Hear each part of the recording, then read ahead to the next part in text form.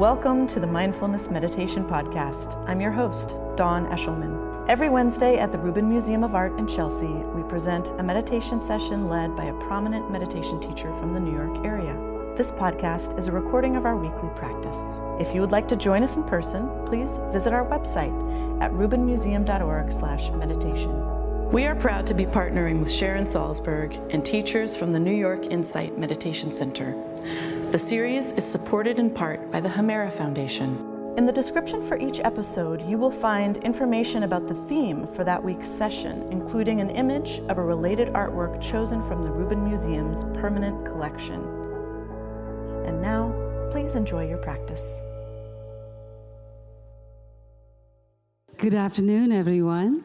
Welcome.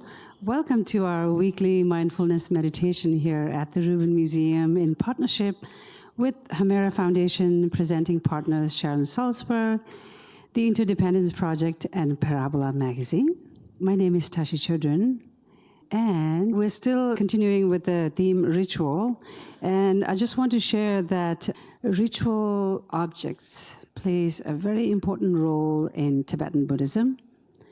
We believe that the power of Buddha can be experienced through statues and other spiritual objects, like Thangka paintings and stuff that you see in the shrine room. So with that in mind, what you see here is this beautiful sculpture of Padmasambhava, or Guru Rinpoche in Tibetan, precious teacher. This is connecting to the sixth floor, the second Buddha, Master of Time. And I'm pretty much hoping that all of you may have visited the sixth floor. How many of you have not visited the sixth floor? Oh my goodness. You are really missing it. So the sixth floor, the whole theme and the year-round theme of future, all of that is connected to the sixth floor exhibition that has been going on since January, I think, of this year. So we still have a few more months, but don't wait. Keep going there, because for us Tibetans, just being in the presence there, we believe it purifies all of our obscurations. It's considered very, very, very auspicious and very fortunate. So, I totally believe that just by being in the museum, we do get the blessing. But please do visit the sixth floor. It takes a village, and we all work so hard to make things meaningful and, beautiful and interesting, all of that. So the Padmasambhava is one of the greatest teacher that came to Tibet from India, flourished Buddhism, revived and flourished Buddhism. So until this day that you hear Tibetan Buddhism is from Padmasambhava, who flourished, who revived and flourished, coming to Tibet from India in the 8th century. And hid many treasures to benefit beings from, that time and moving forward in the future. And so this is a beautiful sculpture that is selected for this ritual. Just by, as I mentioned, being in front of the statue, one can feel the experience. Okay? So all of that is ritual, what you see in the shrine room, whether it's statue, all the offerings, the fact that we are all meeting here every Wednesday. And we have amazing teachers that comes, and I'm very, very fortunate to introduce Tracy Cochran back here at the Rubin Museum. Tracy is a writer and editorial director of the quarterly magazine Parabola, which can be found online at parabola.org and in the Rubin Museum gift shop. She's been a student and a meditation teacher and other spiritual practices for decades. In addition to the Rubin, Tracy currently teaches at New York Insight and every Sunday at Hudson River Sangha in Tarrytown, New York. Tracy's writings and teaching schedule can be found online via Parabola on Facebook and Twitter and on tracycochran.org. So please help me in welcoming Tracy.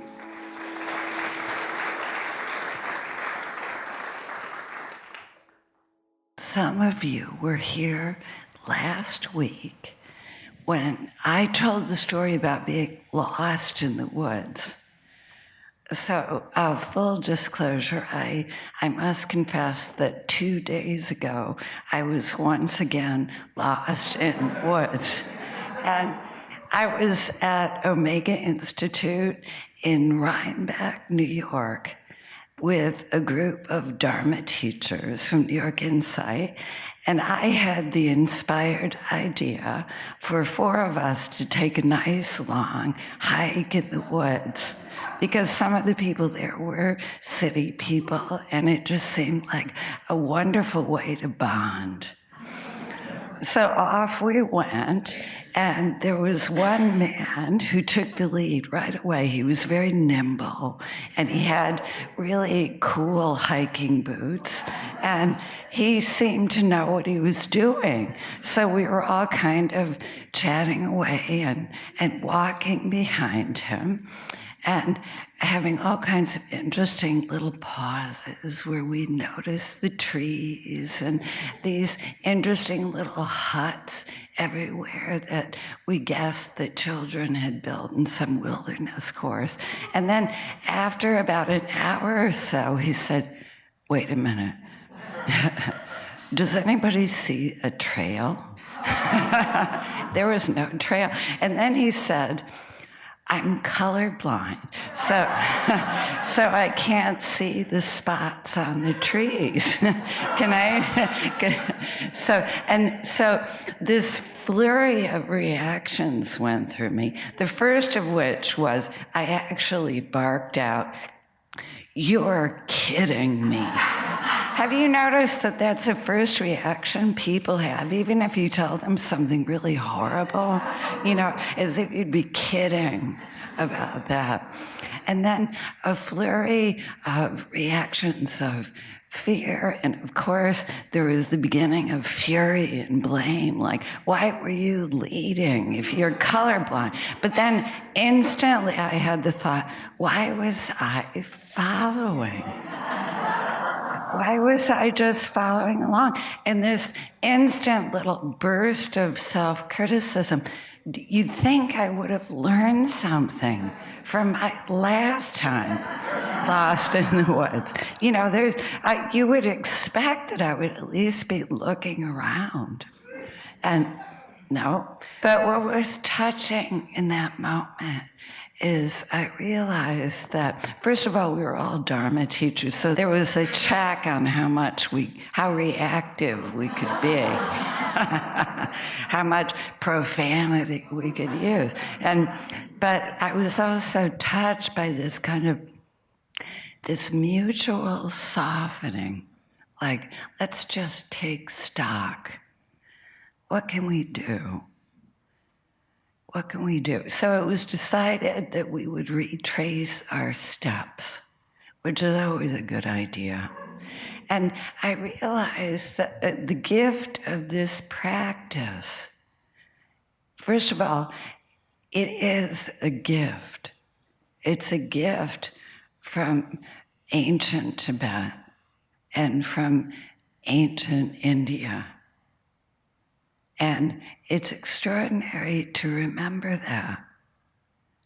that many people in this room did. Tashi is Tibetan, but many of us didn't grow up with these rituals and the great story that these rituals are connected to.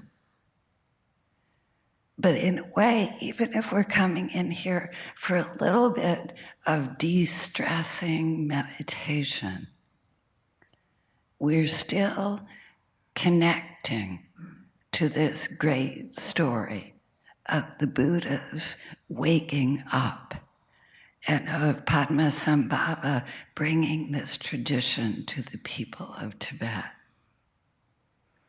So I could feel that in the most humble way as a softening, coming home to myself, coming home to the body, letting go of the thinking and dreaming, being present for my reactions as they bubbled up, which is what the Buddha did when he first sat down under the tree. He didn't sit down all woken up. He sat down to find his way, to take stock of what was present. So that's what we did. And leaving my colorblind friend in the back, we made our way back to the trees and the spots, and we found our way home. And I was thinking, how can we're in a space where we're invited to be in front of sacred objects, like Tashi said.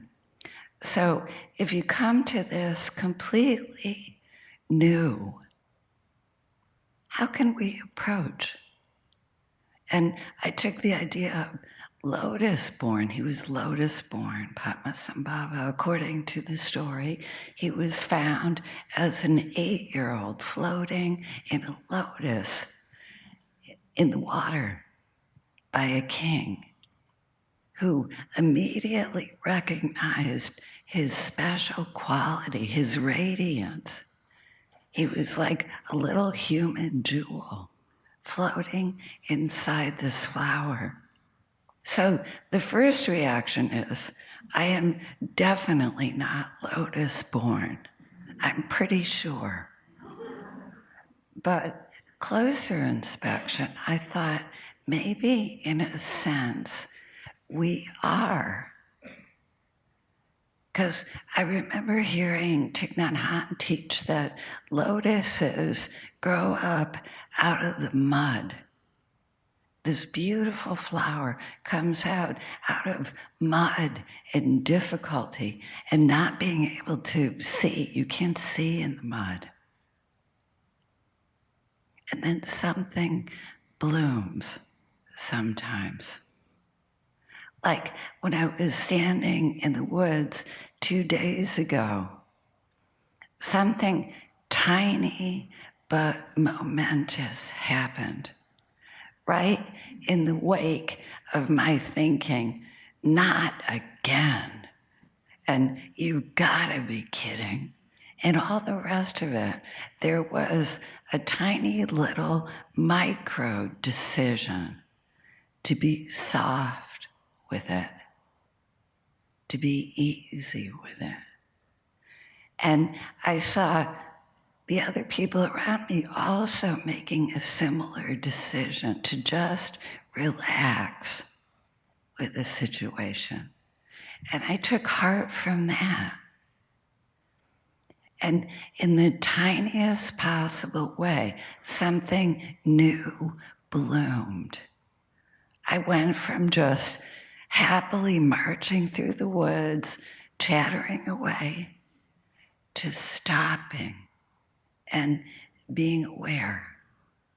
And also being aware of the tiny little acts of courage and patience and softness that the people with me were engaged in. So that's a way of being lotus born, just for a single moment.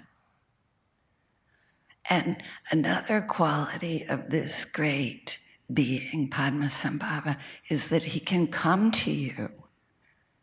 Even though he's not in the body that he inhabited in the year 800, he can come to you when practitioners meditate. How do we understand that? We can have a presence of someone. Even the people who are with us, in a moment of thinking, help, I'm lost. And it doesn't need to be in the woods. Just an impression of somebody kind, somebody who can touch the earth and be grounded, somebody who can be open, can give you heart and courage. The story also includes he came to Tibet and encountered difficult beings, demonic beings who resisted the Dharma. And he subdued them. How do we understand that? Difficult feelings. Difficult, they can grip us so powerfully. They can be like demonic forces. And in a way, the ritual of meditation, which is not just on the cushion, but the ritual of coming home to the body and the breath, is a way to begin to be soft with even our most difficult feelings, our deepest fury and rage, our grief and sorrow, our fear, even stark terror. For moments, and I can't emphasize enough, moments, we can make a micro decision that we're not going to push this away, we're not going to get hooked by it, but we're going to be with it just for this moment. And sometimes something amazing happens. You can feel a burst of energy, a vibrancy. So your fury turns into fuel. Just like those demonic forces became allies of Padmasambhava inside you.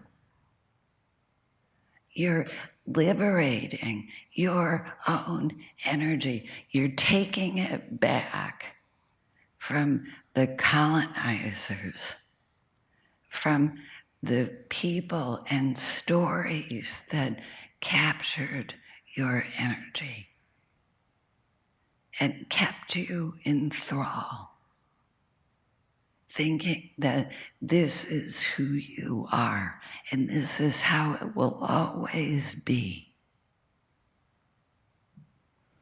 And when we engage in this ritual of coming home, we can see or sense, just for a moment, no, I'm more. My life is so much more than I thought it would be. It's richer, and it's got so much more support and so many more people and beings who are here with me, who are just like me, who I can share this life with and this struggle. So, in retrospect, I'm very grateful for being lost yet again. But I did come to see one final note before we sit. So I was on my way today, and then train had a tree across it. And I was like, across the tracks, not the train. Enough with these trees. But then thinking, it's always something. That great American mantra, it's always something. And this is, I can see nodding heads, we know this expression. It's always something. And this is a practice for meeting life as it comes, so that everything that happens to you can be a support for your return to your biggest life. So let's sit. And we have our feet nice and firm, taking up space. and our back straight. And just notice the body right here, right now, with no judgments, no comments.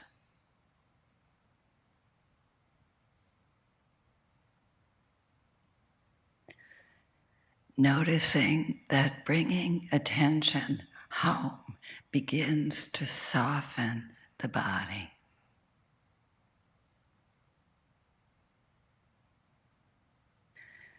And as this begins to happen, bring the attention to the breathing without seeking to change it in any way. Just notice in breath and out breath.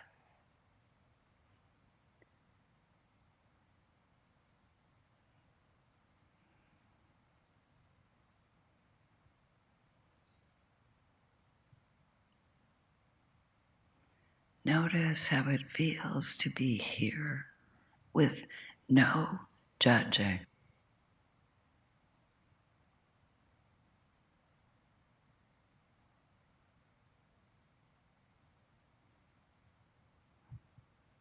We notice thinking, sensing, sounds.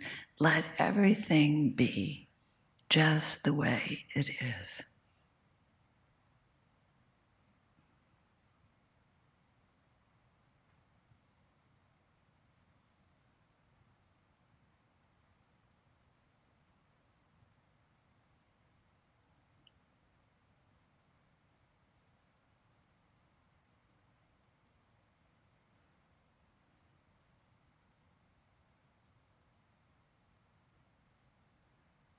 When you find yourself taken by thinking, picturing, feeling, be soft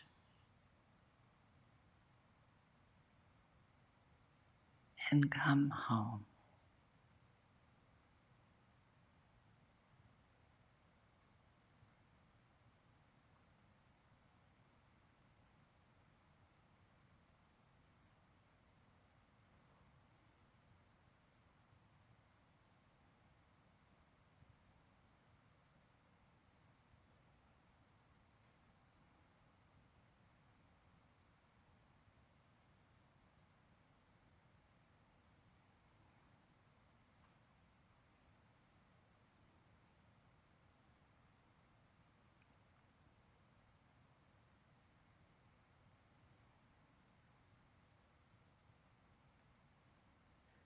Notice how it feels to introduce an aspiration of patience in your seeing and your return. Be patient with everything that arises in your heart and mind.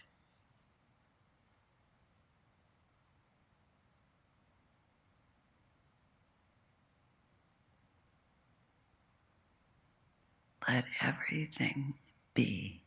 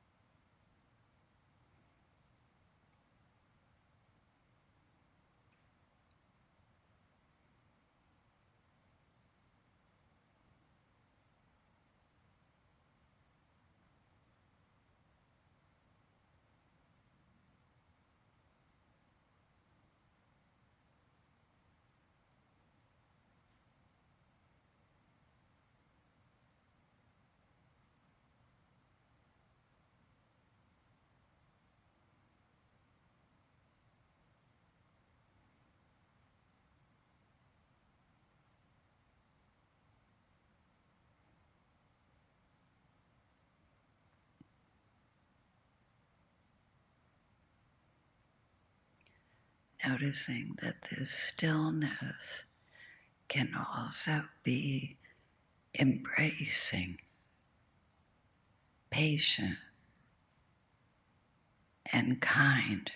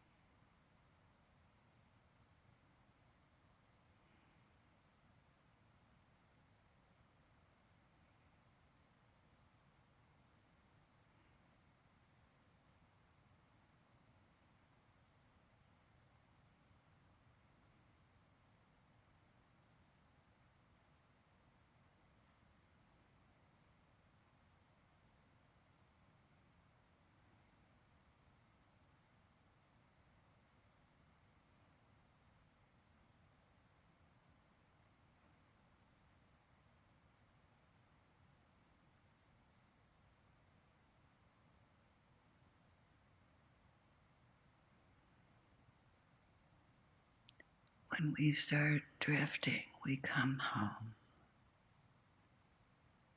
noticing that we can be patient with everything unresolved. Just be soft, give space,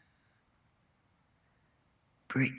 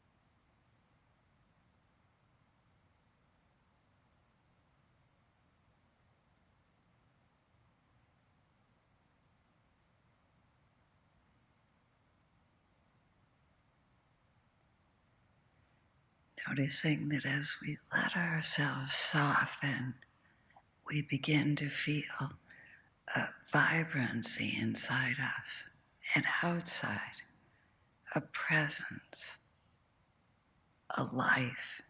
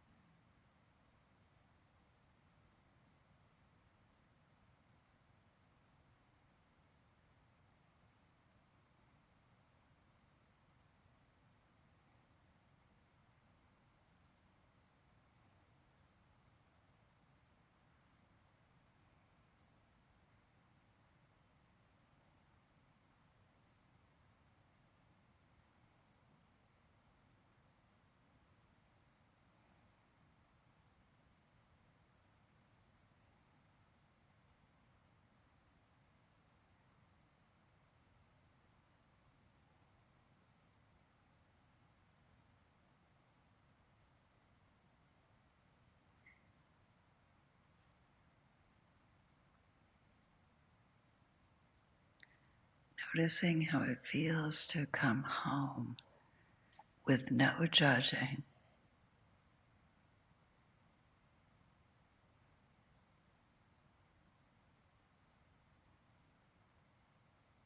Just a light of awareness that isn't thinking.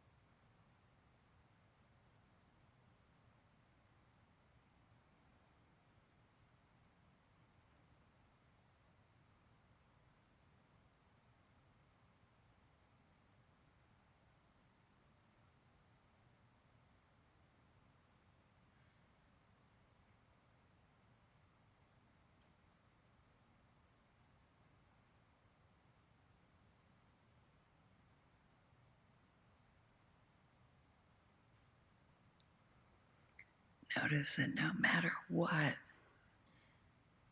we can make a decision to be soft, to let be, to be patient.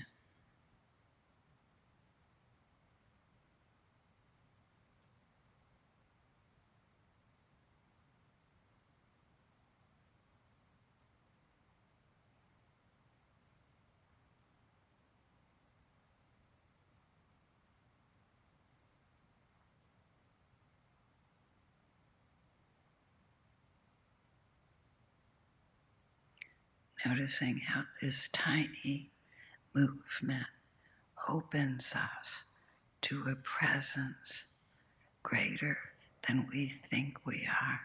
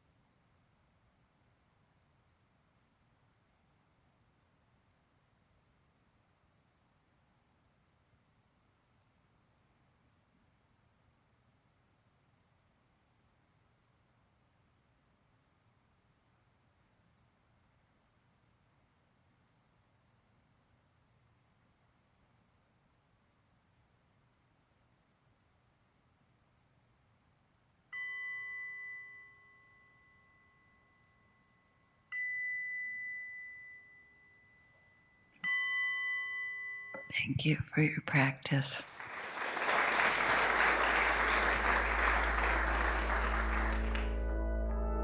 That concludes this week's practice.